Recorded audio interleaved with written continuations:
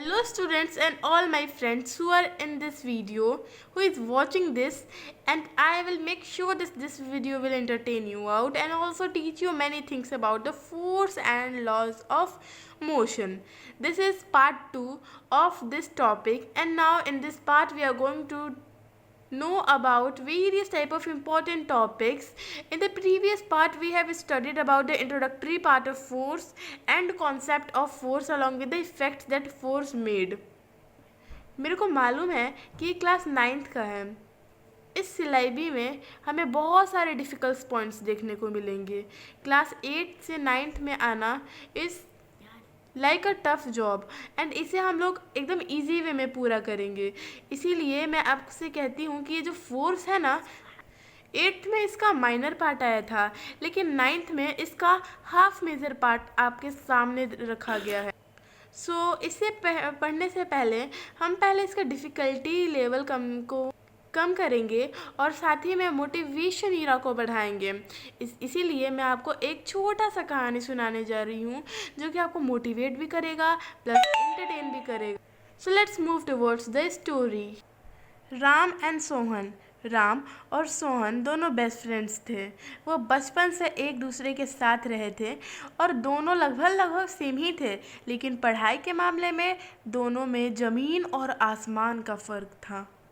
जहाँ सोहन सिर्फ 1 घंटे दिन में पढ़ा करता था, लेकिन फुल कंसंट्रेशन और फोकस के साथ. वहीं पर दूसरी तरफ राम, जो कि एकदम लो कंसंट्रेशन के साथ 10 घंटे पढ़ा करता था. इसके परिवार वाले इसको देख के हमेशा खुश हुआ करते थे कि ये बहुत बड़ा कुछ करेगा. जब एनुअल का टाइम आया तो दोनों ने साथ में पढ़ाई की और साथ में एग्ज़ाम दिया. वैसे ही सोहन अपने हाई कंसंट्रेशन के साथ सिर्फ 1 घंटा पढ़ा करता और रोहन अपने लो कंसंट्रेशन के साथ और लो फोकस पावर के साथ 10 घंटे, 12 घंटे, 13 घंटे ऐसे पढ़ा करता.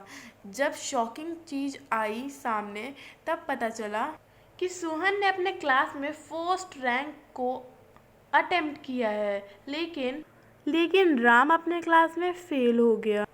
राम अपने पापा से बहुत डांट खाया उस दिन राम को रियलाइज़ हुआ कि उसे मन लगा कर पढ़ना चाहिए था. बस 10-12 घंटे बैठने से कुछ भी नहीं होता है. वही सोहन को उसकी मम्मी और उसके पापा बहुत नए तरह के गिफ्ट्स दे रहे थे. ये चीज़ देखकर राम को बहुत गुस्सा आ रहा था. गुस्से में सोहन के पास चला गया और जाकर पूछा, सोहन, तुम तो बड़े तेज निकले. हमने साथ में पढ़ा, एक साथ पढ़ाई की, लेकिन फिर भी तुम्हारे ज़्यादा मार्क्स और मैं क्लास में फेल कैसे हो गया? मुझे तो कुछ समझ में नहीं आ रहा है. बात तो इतना है कि तुम तो सिर्फ 1 घंटे पढ़ते थे और मैं 10-12 घंटे पढ़ता था. फिर भी मुझे तो कुछ भी नहीं समझ में आ रहा. तुम क्या कहते थे? ज़रूर तुम मेरे से झूठ बोलते होगे. तब सोहन ने आंसर किया कि नहीं, मैं 1 ही घंटा पढ़ता था, लेकिन फुल कंसंट्रेटेड माइंड के साथ पढ़ता था, फोकस के साथ पढ़ता था और साथ ही मैं साइन मैजिक के चैनल से पढ़ता था. इस चैनल पे आपके सारे डाउट्स को एकदम टफ न्यूमेरिकल समझा के क्लियर किया जाएगा. इसीलिए मैं कहूँगा कि तुम भी इसी चैनल से पढ़ा करो. ठीक है, अब मैं चलता हूँ, मेरा टाइम जो हो रहा है क्लास का. इस छोटी सी कहानी को देख के आपको इतना मोटिवेशन तो ज़रूर मिला होगा कि पढ़ना है तो कम देर ही पढ़ो, लेकिन फुल कंसंट्रेटेड माइंड के साथ पढ़ो, फोकस के साथ पढ़ो, और वो मिलेगा आपको मेरे चैनल पे. तो चलो अब आगे बढ़ते हैं अपने टॉपिक के पास. तो आज का टॉपिक है बैलेंस्ड एंड अनबैलेंस्ड फोर्स. तो बेसिकली फोर्स के 2 टाइप होते हैं, एक होता है बैलेंस और एक होता है अनबैलेंस. डोंट वरी, इस दोनों के बारे में मैं आपको ब्रीफली डिस्कस करूँगी और आपके सारे डाउट्स को क्लियर कर दूँगी. तो पहले चलते हैं बैलेंस फोर्स की तरफ. बैलेंस फोर्स होता क्या है? तो इसका definition is given here. If the resultant of all the forces acting on a body is 0, the forces are called balanced force. Don't worry, मैं आपको ईजी वे में समझाती हूँ. तो बेसिकली आप इमेजिन करो कि आप किसी चीज़ को खींच रहे हो और बहुत ही ज़्यादा तेज़ी से खींच रहे हो, और दूसरी तरफ से भी उसी चीज़ को कोई दूसरा लोग या फिर दूसरा ऑब्जेक्ट जो है फोर्स लगाकर खींच रहा है, और मान लो कि जो बीच में आइटम रखा हुआ है या फिर कोई भी चीज़ रखा हुआ है वो नहीं हिला, इसका मतलब है कि वो बैलेंस फोर्स में है। बैलेंस फोर्स का मतलब क्या होता है कि उस पर्टिकुलर आइटम या ऑब्जेक्ट के आगे वाला फोर्स और पीछे वाला फोर्स दोनों इक्वल हो। मान लो एक 5 kg का बॉक्स है और वो बीच में रखा हुआ है, ठीक है, और एक इंसान आया और उसके अराउंड रस्सी बांध दिया, ठीक है।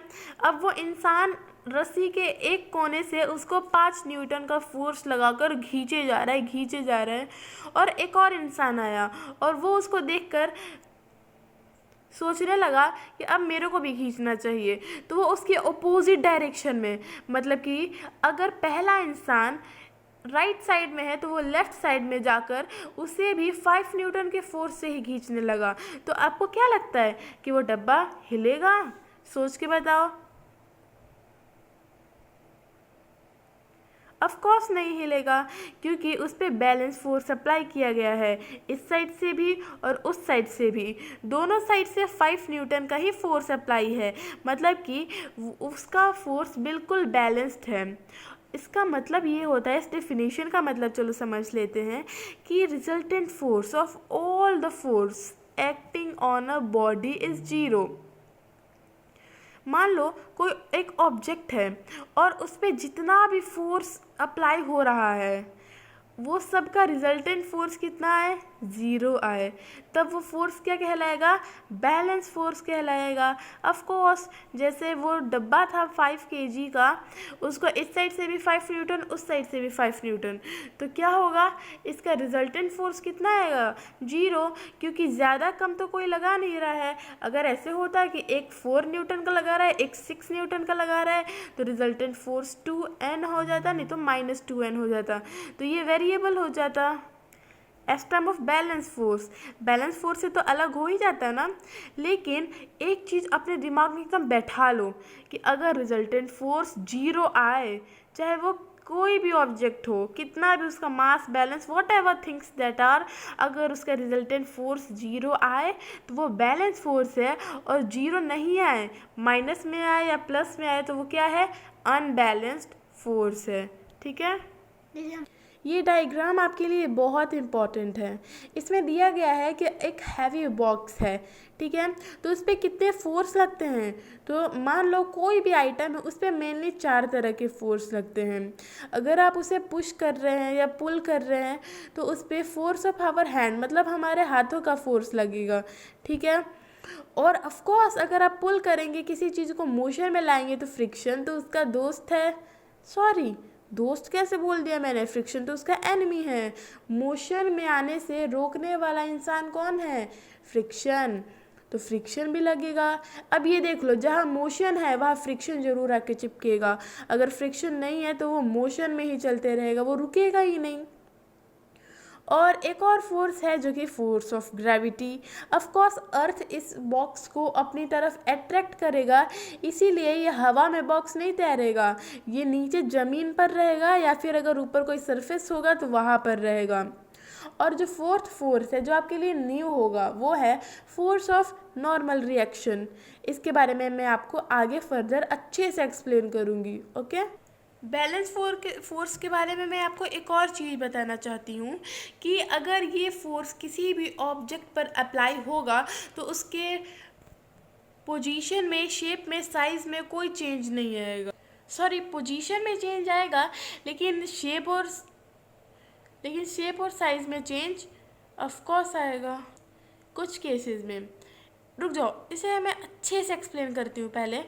अगर किसी भी ऑब्जेक्ट पर बैलेंस फोर्स लग रहा है तो उसके पोजीशन में चेंज नहीं आएगा, बिल्कुल भी नहीं आएगा, लेकिन उसका शेप ऑफ या फिर साइज चेंज हो सकता है, okay. All right, let's move ahead. अब सेकेंड थिंग है अनबैलेंस्ड फोर्स, तो इसके बारे में पढ़ लेते हैं। If the resulted force of all the forces act on a body is not zero, the forces are called unbalanced force। मतलब कि अगर रिजल्टेंट फोर्स मतलब सारे फोर्सेस का मेल जो कि एक पर्टिकुलर बॉडी पर कोई स्टेशनरी आइटम पर अप्लाई हो रहा है, उसका जो रिजल्टेंट फोर्स है वो जीरो के अलावा कोई भी नंबर आए, तब वो क्या हो जाएगा, वो हो जाएगा अनबैलेंस्ड फोर्स। ओके, एक चीज़ ध्यान रखना कि अनबैलेंस फोर्स जो है रेस्ट स्टेट में या फिर मोशन स्टेट में चेंज ला सकता है। ठीक है, इससे हमें पता चलता है कि ये जो है चेंज करने वाला है, पोजीशन को चेंज कर देता है, पोजीशन में चेंज लाता है। ठीक है, अब एग्जांपल देखते हैं बैलेंस और अनबैलेंस का। तो बेसिकली ये सारे examples is not of your type. जो एग्ज़ाम्पल मुझे देना था वो मैं दे चुकी हूँ, और बेसिकली ये बहुत टफ़ एग्ज़ाम्पल्स नहीं हैं, इसे आप खुद भी समझ सकते हैं, इसीलिए मैं आपको ये सेल्फ स्टडी के लिए छोड़ रही हूँ। आप इसका या तो वीडियो रिकॉर्ड कर सकते हैं या फिर स्क्रीनशॉट लेके इसे पढ़ सकते हैं, ये बहुत ईजी है। ओके, तो बेसिकली ये जो अदर पेयर्स ऑफ फोर्सेस है ये बताया है, जो 4 फोर्सेस हमने ऊपर पढ़े थे ना उसके बारे में। तो बेसिकली वेट, देखो वेट बहुत इम्पॉर्टेंट फैक्टर है। भले ही आपको लगता होगा कि वेट से क्या होगा, ये होगा या फिर वो हो गया, लेकिन वेट बहुत इम्पॉर्टेंट फैक्टर है।